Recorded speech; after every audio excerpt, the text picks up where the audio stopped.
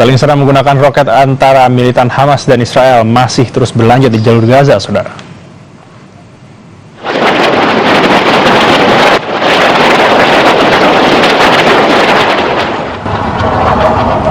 Roket yang ditembakkan kelompok militan Hamas terekam melintasi langit Gaza. Di bagian lain terekam sistem pertahanan Iron Dome Israel mencegat rudal-rudal di atas Askelon. Perang Hamas dan Israel yang telah berlangsung selama 4 hari ini telah menelan 1.900 korban dari kedua belah pihak.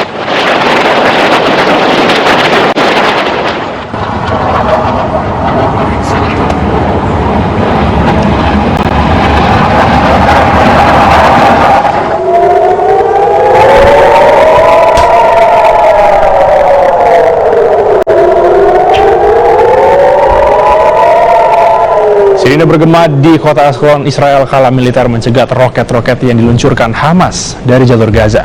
Saling balas serangan di jalur Gaza terus terjadi selama 4 hari ini. Eskalasi serangan terus meningkat setelah perang pertama meletus Sabtu kemarin.